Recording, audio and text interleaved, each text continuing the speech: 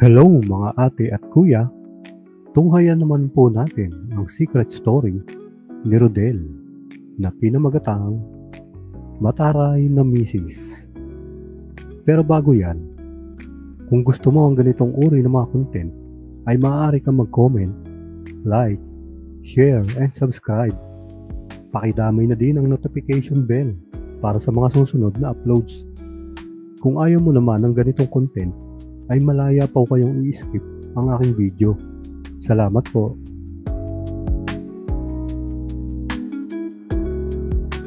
Kuya Moki, tawagin niyo na lamang po ako sa pangalang Rodel. 28 anyos, 5'8" ang taas, balingkinita ng katawan, at may asawa at isang anak. Tubong Quezon po ako at napadpad sa Maynila para makipagsapalaran at dito ko na din nakita ang aking asawa na si Mia. Ang ikukwento ko po sa inyo ay isang sikretong ako lang po ang nakakaalam at ang babae ay tatawagin natin sa pangalang Mary. Nagumpisa po ang lahat nang ako ay makapasok bilang isang houseboy sa bahay nila Ma'am Mary. Asawa po siya ng isang doktor sa isang pampublikong hospital dito sa Maynila. Si Ma'am Mary naman ay 26 years old at isang businesswoman. Halos malaki ang agwat ng edad ni Ma'am Mary at ang asawa niya. Wala silang anak dahil pareho lang busy sa trabaho. Mabait naman ang amo kong lalaki na si Dr. Galvez. Wala akong masabi, tahimik lang ito at hindi ko pa nakita na ito ay magalit. Si Ma'am Mary naman ay kabaliktaran ni Dr. Galvez. Palagi itong nakasigaw, kahit sa mga katulong. Hindi naman siya nananakit, pero parang Armalite ng bibig, lalo kung meron siyang hindi nagustuhan sa bahay. At isa pa, mataray din ang aking amo. Noong una ay binala kong umalis na lang at maghanap ng ibang trabaho. Kaso, naisip ko, saka na lang, pag nakaipon na ako, dahil kailangan ko ang trabaho. Kaya wala akong nagawa kundi pagtiisan ang ugali ng aking among babae sa katarayan nito. Nagawa ko naman magtiis hanggang umabot akong 1 taon sa bahay na yon. Hanggang isang araw, nakita kong tinititigan ako mula sa balkonahe ng kanilang kwarto ang aking among babae. Dahil nag-aalis ako ng halamanan at naguhukay para magtanim, ako ay walang damit pang itaas at tanging shorts lang ang aking suot. Nang mapansin ko yun, ay kaagad niyang inalis ang tingin niya sa akin at sabay talikod. Di ko naman pinansin yun.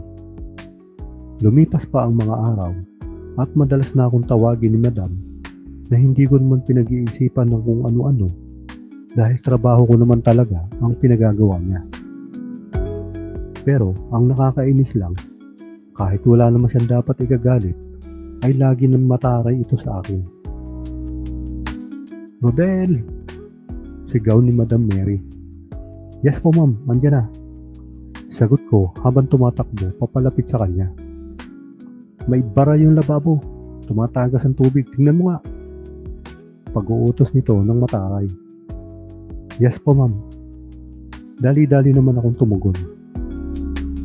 Biglang dumating si Dr. Galvez upang magpaalam sa asawa na papasok na ito. "Oh, honey, papasok na ako at madami pa pasyente naghihintay sa akin." Paalam ni Doktor. "Oh Rodel, ayusin mo mabuti yan ha, at hindi na magalit madam mo ha. Bili nito sa akin." "Opo sir, huwag kayo mag-alala. Sanay na po ako kay madam." Wika ko kay Dok. "Oo siya, alis na ako. Ikaw naman honey, huwag lagi mataray, baka pumangit ka niyan." Pagbibiro ni Dok kay madam. Hinatid ni madam si Dok hanggang makasakay ito sa kanyang kotse. Nakita kong pumasok na siya sa kanyang silid. Ako naman ay inisikaso ko ang lik ng tubo ng lababo. Maya-maya, nakita kong lumabas sa kwarto si Madam at iba na ang suot nitong damit. Nakapalda na ito ng maiksi at naka-t-shirt ng manipis. Napatigil ako sa aking ginagawa dahil noong ko lang nakita ang makinis nitong mga hita. Tinuloy ko na aking ginagawa habang ako ay nakahiga sa ilalim ng lababo. Pero ang mga mata ko ay lihim na nakasulyap sa mga hita ni Madam dahil nakaupo ito sa lamesa sa tapat ng lababo. Lalo pa ako nawala sa aking focus nang biglang lumapit sa lababo si Madam upang kumuha ng tubig. Lalo kong nakita ang kakinisan niya ng malapitan at muntik ko na ding makita ang kapirasong langit kundi lang dahil nakapasok ang ulo ko sa ilalim ng lababo. Matagal pa ba yan, Rodel? Magluluto pa kasi ako ng merienda ko. Tanong nito sa akin. Saglit na lang ho, Madam. Malapit na. Sagot ko naman. Hay, ano, tatawag na ba ako ng tubero? Sabihin mo kung di mo kaya. Kanina ka pa dyan eh. Ang mataray na sabi ni Madam. Hindi na po, ma'am. Hinihigpitan ko na lang po. Sagot ko naman.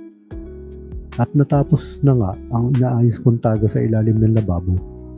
At ako ay bumalik na sa aking ginagawa. Tagapag-alaga din kasi ako ng mga aso ni Doc. Dog lover kasi ang amo kong lalaki. Kaya pag uwi niya galing hospital, ay mas inuuna pa niya puntahan ang mga alaga niyang aso kesa pumasok sa bahay niya. Araw-araw ay ganun ang pakikitungo sa akin ni Madam. Hindi ko na pinapansin kasi mabait naman sa akin si Doktor. At sinabihan niya ako na pagpasensyahan na lang. Nasanay na din ako sa ugali ni Madam. Ang nakakapagpagaan lang ng aking loob ay pag nakita ko siyang maiiksi ang mga suot na damit. Dahil kitang-kita ko ang kagandahan at kakinisan ni Madam.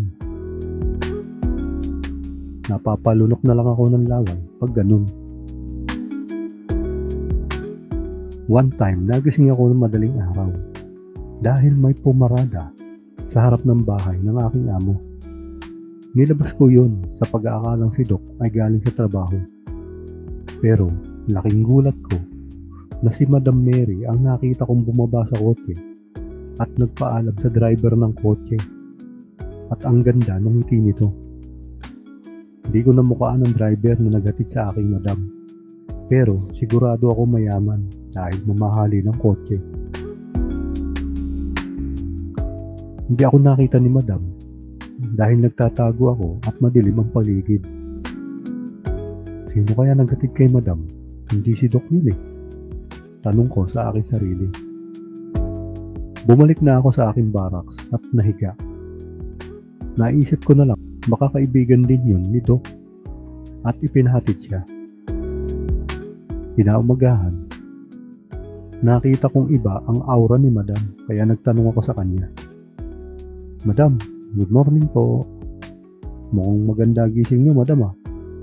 Bati ko sa kanya. Hindi naman sumagot at ngumiti lang sa akin. Di ko na sinundan ng tanong at baka mainis pa sa akin. Ginawa ko na lang ang aking mga dapat gawin. Maya-maya, narinig ko sumisigaw si Madam. Rodel! Rodel! Dali-dali ako tumakbo upang tingnan ko anong nangyari. Pagdating ko ay may iuutos lang pala ito. Use shower, ayaw mamatay Rodel, maliligo sana ako. At may pupuntahan ako. Mataray na sabi nito. Dahil basa na si Madam at nakatapis na ng tuwalya, ay kitang-kita ko ang kakinisan nito.